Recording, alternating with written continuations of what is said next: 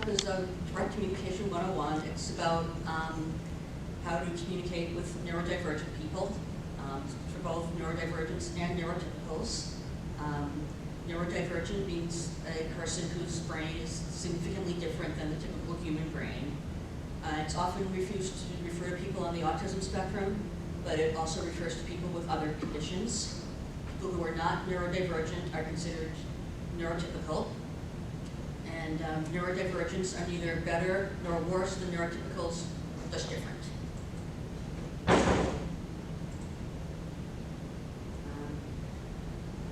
So as you can see, there's a wide variety of neurodivergent conditions. They're all listed here: autism, ADHD, nonverbal learning disability, dyslexia, dyspraxia, dyscalculia, dysgraphia, Tourette syndrome, sensory processing disorder, Down syndrome, and other intellectual disabilities. And there are a few others that I probably didn't list. So because there's a wide variety of neurodivergent conditions and their symptoms vary, it's not always accurate to describe the symptoms or characteristics of neurodivergent people. Like what's true for people with, say, autism might not be true for someone with, say, dyslexia or whatever. And some neurodivergent people consider their condition to be a disability, others do not.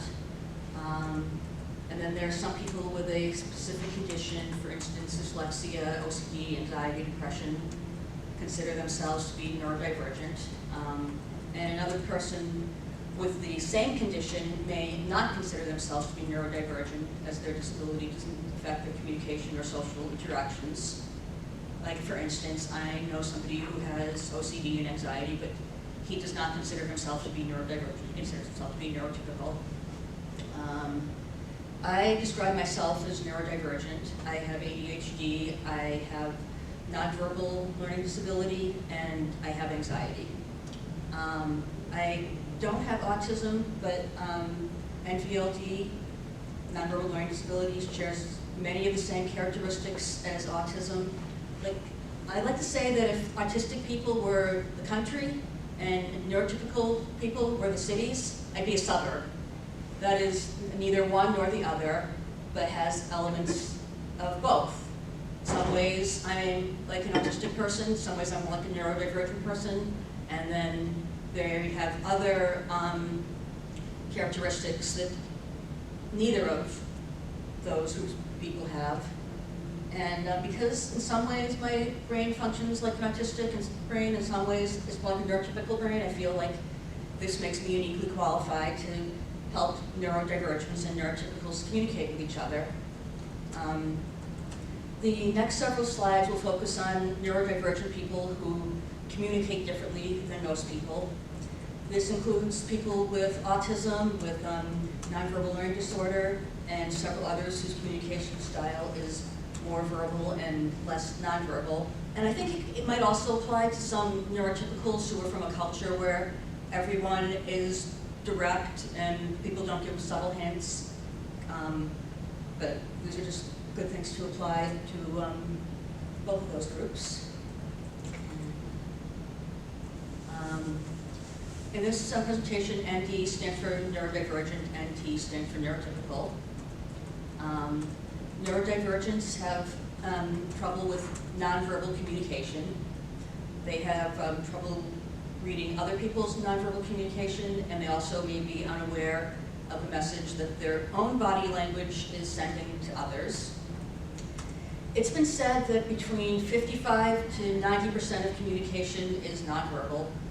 This is a statistic that's highly debated, but it's clear that a good portion of communication is nonverbal, like at least half.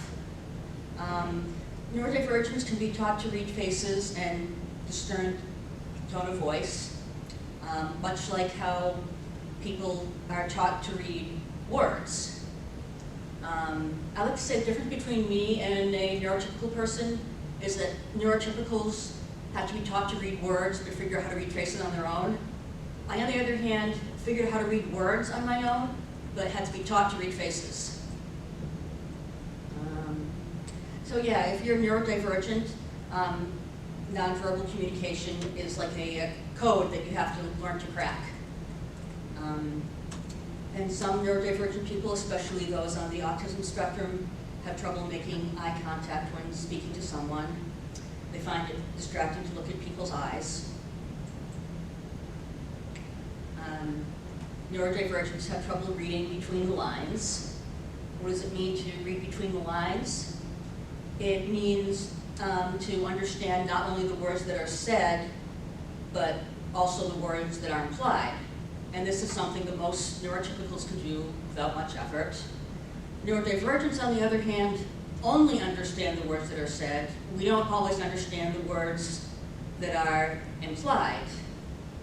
Like, for instance, when I ask somebody a question and they say something like, oh, we'll see, or I'll get back to you, or we can talk about it later. Sometimes that's just a polite way of saying no. So like once I learned that that's something neurotypical people do, I just began assuming that whenever anyone said any of those things, we'll see, I'll get back to you, etc., that they always meant no. However, there are some times that they really do mean that they're going to think about it and get back to me. So like, remember what I said before about learning to crack the code? Like now it's like I finally know how to crack the code, but I still have a hard time understanding when neurotypicals are speaking in code and when they're talking straight. Another example would be, oops, did not mean to do that. If somebody, like say, a work supervisor were to say to me, or another person who's neurodivergent, you don't need to be at the meeting today. They might mean you're not required to be at the meeting, but you're welcome to join us anyway. Or they could also mean you're not allowed at this meeting because we're discussing confidential information. And if you're neurodivergent, how do you know which they mean? If you think they mean you're not required, but you're welcome to join us anyway, then if you want to make a good impression on your employers, of course you're going to show up for the meeting. But then it turns out that they really meant you're not allowed at the meeting because we're discussing confidential information, and then you show up for the meeting and they say to you, I told you, you don't need to be at this meeting. And you say, I know, but I want to. And they think you're being a jerk and you get fired. So it's important to be as direct as possible when communicating with neurodivergence. For instance, like I just said, you have to come right out and say, please don't come to the meeting today because we're discussing confidential information. Or, I mean, I can see how some people might even not want to say they're discussing confidential information, but you still need to make it 100% obvious that this person is not allowed at the meeting.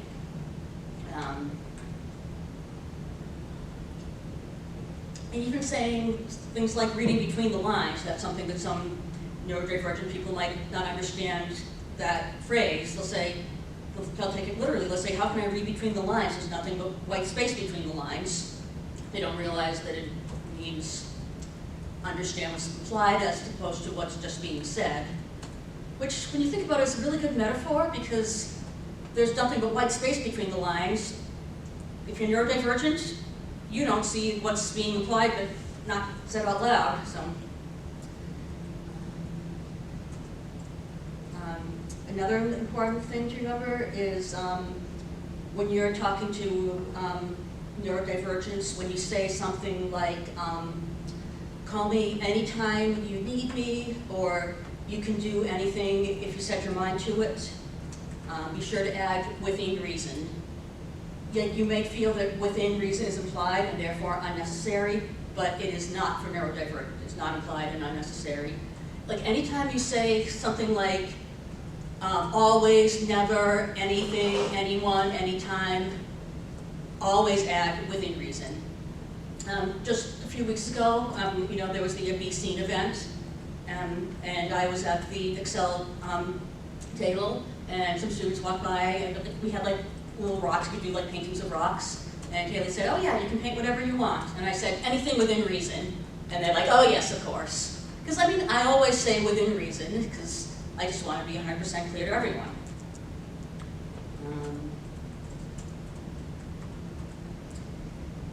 But isn't it rude to be so direct, is my next slide? Not to neurodivergence. Okay, rude would be like shouting, swearing, name-calling, insults, etc. For instance, "You dumb bozo, what's wrong with you? You think that's an appropriate topic for conversation? Shut the hell up!" That's rude. Direct is, "Can we please change the subject? I'm not comfortable talking about this topic right now." Now for neurotypicals, saying, "I'm not comfortable talking about this topic," might seem too direct, and they prefer to drop subtle hints, but neurodivergents don't pick up on subtle hints. So that's why it's crucial that you say, "I'm not comfortable talking about this topic," because anything less direct, for instance, "Well, let's change the subject, moving right along," etc., that might give you the idea that you don't care about what we have to say, you're being closed-minded, and you're trying to shut us down. And if somebody is neurodivergent, they likely, actually no, not likely, they do have a lot of experience with, unfortunately, with people who don't care about our feelings, devalue us, and want to shut us down. So you really want to avoid that. You want to avoid that with anyone, but especially neurodivergence. And saying, "I'm not comfortable talking about this right now," reassures neurodivergents that the issue isn't them, it's you. And if you say, "I'm not comfortable," that way neurodivergents know and that you're not comfortable talking about it, and they'll respect it, unless they're jerks, but that's a whole other story.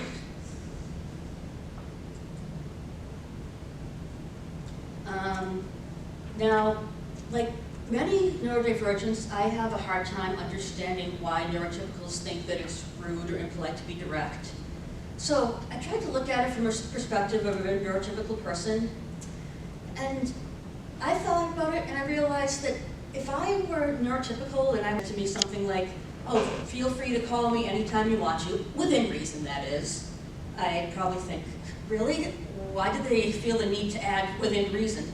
To really think if they hadn't said "within reason," I would have thought it was okay to call them at 4 a.m. I'm kind of insulted that they just assumed I'm not capable of reading between the lines, because most people are capable of reading between the lines.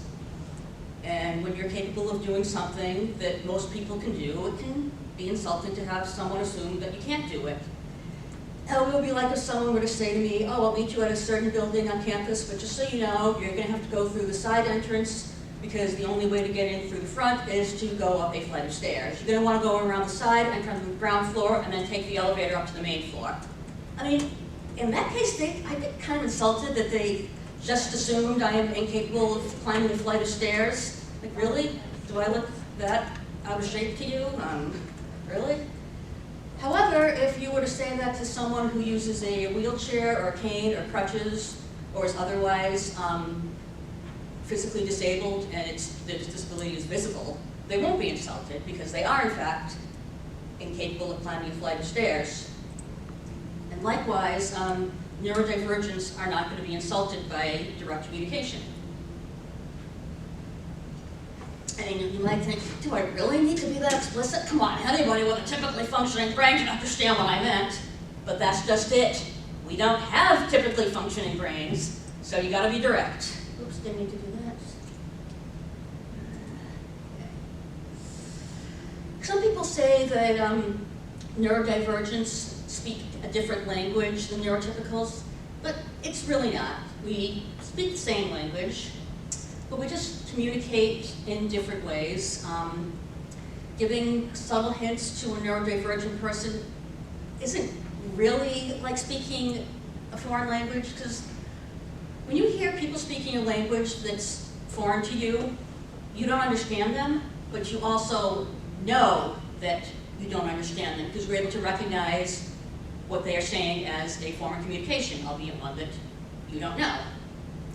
However, when someone doesn't understand nonverbal communication, they usually don't realize that they don't understand it because they don't recognize it as a form of communication. So it's really not speaking a different language. There's another analogy that I prefer.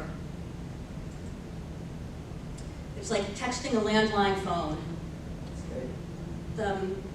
I assume you know what a landline phone is. Yes. Mike, do you know what a landline phone is? Yeah, it's an old phone, but just Right. surprisingly it's still used. The what? But you're surprisingly still using. Yes, we do. I mean, you know, I think as long as people work in offices, there will always be landline phones, because people don't want to get work calls at home on their cell phone or whatever. But yes, landline phone is, you know, it's connected to the wall, and when you talk The wires, it's not wireless, right? Exactly. It's connected to the base by the spiral cord, and you have to pick the phone up from the base to talk to it, and when you end the call, you had to hang the phone back up on the base. And that's why, in case you ever wondered why we still call it hanging up the phone when we're ending a call, that was because we used to, when we hung up the phone, we literally hung up the phone. Now, unlike smartphones, you can't do anything on a landline phone except talk on it. So if you send a text message to a landline, the person is not going to receive your text. Not only are they not going to get your text, they're not going to even know that you texted them in the first place, because landlines are not wired to recognize text messages. In the same way, neurodivergent brains are not wired to recognize subtle hints and indirect communication in words that aren't said but are just implied. It's a great analogy. Okay, so I've already given some helpful tips for neurotypicals, such as be direct, avoid dropping hints, add disclaimers like within reason when appropriate. Here's another important thing to remember. It's not always obvious when someone is neurodivergent and they don't tell you.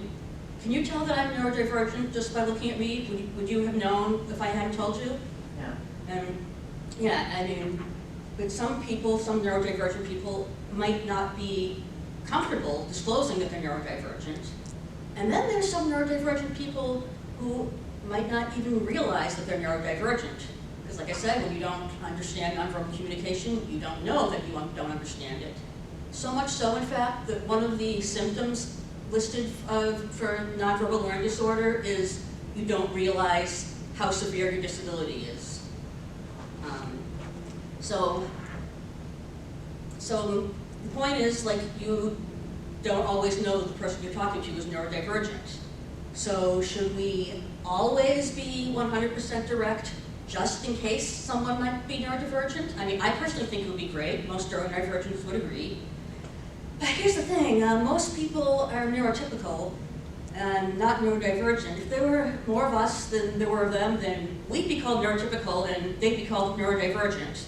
And because we're the minority, we don't get to tell the majority how to communicate with each other. We can tell them how to communicate with us, but not with each other. That would be like if someone was from a religion that didn't celebrate Christmas, say Jehovah's Witnesses. They can choose not to put Christmas lights on their house, but they don't get to tell their neighbors, you can't put up Christmas lights. So if you don't know whether or not someone is neurodivergent, the default is to be indirect at first, and then if they don't seem to get it, switch to do something more direct. Is anyone familiar with the Ask a Manager blog? Oh, it's a blog. It's kind of like an advice column, think like Dear Abby, only it's all like work-related questions, and almost like at least once or twice a month, somebody will write in saying, I'm trying to get my subordinate to do this, that, or the other thing. I tried giving her subtle hints. She's not picking up on them, but I'm afraid that if I am more direct, she'll be offended. And what do Ask a Manager always say? You gotta be more direct. Some people don't pick up on subtle clues. And there's always at least one person saying, yeah, I'm neurodivergent, I wouldn't understand that. And I usually reply, yeah, I'm neurodivergent too, you gotta be direct. And again, sometimes people who are neurotypical also might not get it because of cultural differences or whatever. So yeah, so if someone is not responding to your indirect communication, they're probably not ignoring you on purpose. Actually, no, let me rephrase that. They're not ignoring you on purpose. No, probably. I mean, come on, neurotypical people, I mean, I'm not neurotypical, but I have a good idea that neurotypical people don't pretend to be neurodivergent just to trap you into being more direct, and they can snap you for being too blunt. I mean, come on, I got a better opinion of neurotypical people than that. I mean, if they do, that's harassment, and that's a whole other. So, and quite frankly, if somebody were to be big enough a jerk that they were going to pretend to not understand you, then they deserve to have you to be direct and, and what a neurotypical person might call rude or too direct. But that's a whole other story. I'm going off on a tangent like everyone with ADHD does sometimes. So far this has been helpful tips for neurotypical people. These are some helpful tips for neurodivergent people. For instance, if you find it difficult or distracting to look people in the eye when you're talking, then look at their nose or their forehead or the space between their eyes. Because neurotypicals, when you don't look at them when they're talking, that is considered impolite.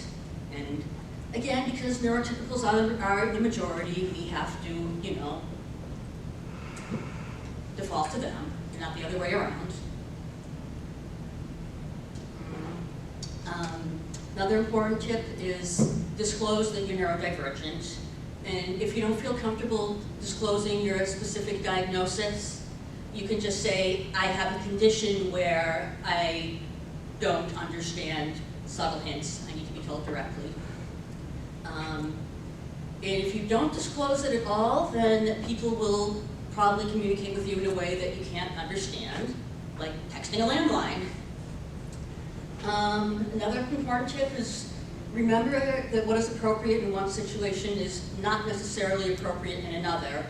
Like, for instance, it might be appropriate to have debates in a political science class, not appropriate to have debates in math class. If you're unsure if people are being subtle or not, then just ask. For instance, several months ago, I asked a coworker the question, and she said, oh, I don't know if we're going to be doing that. And I said, when you say that you don't know if you're going to be doing that, do you mean that you literally don't know if you're going to do that? Or does it mean that you're not doing that? Turned out she meant the latter. And then I found that, you know, now that I'm aware that this is the way that neurotypical people talk, I've become better at recognizing, are they talking in code or not? As Carolyn was saying earlier, many neurodivergents have special interests or fixations or obsessions or areas of hyperfocus. Keep in mind that not everyone is interested in your topic as you are. So try to keep your conversations about your topic brief unless they specifically ask for more details. Like, for instance, one of my current obsessions is the history of Boston and how it used to be a little tiny peninsula, and over the centuries they added more land. So like, if I was talking about that with someone and they said, oh wow, how did they add the land? Where did they get it from? I'd say, oh, they dug up the hills on the peninsula and elsewhere and filled it in. But if someone seemed like they weren't interested, like they were like looking away from me, looking at their phone, whatever, saying, yeah, whatever, probably a good idea to change the subject. They probably don't want to know about the history of Boston, and because they aren't as interested as I am. In that case, you should change the subject by turning it towards them. Say something like, oh, so what have you been up to lately? Read any good books? Seen any good movies or TV shows these days? This slide just says, don't let neurodivergence be left out of the conversation. Nothing here, just thought that slide was appropriate because it shows someone who's left out of the conversation. And finally, I'd like to mention some famous people who are neurodivergent. Actress Emma Watson has ADHD. Comedian Chris Rock has NPLD. Billie Eilish has Tourette syndrome. Actor Ryan Gosling has ADHD. Singer Gwen Stefani has dyslexia. Football player Justin Jefferson has autism. Actress Sophia Sanchez has Down syndrome. And Olympic gymnast Simone Biles has ADHD. And that is the end of my presentation. Does anyone have any questions or comments? No, I think